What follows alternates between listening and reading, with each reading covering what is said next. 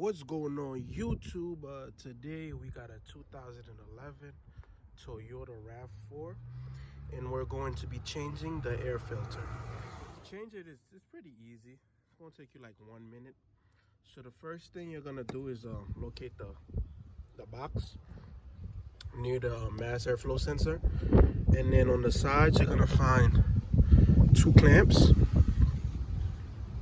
Okay, one right here and then the other one right there. And then once you remove these clamps, just pop it up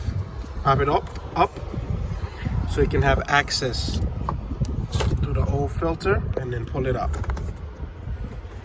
All right, so here's the old filter.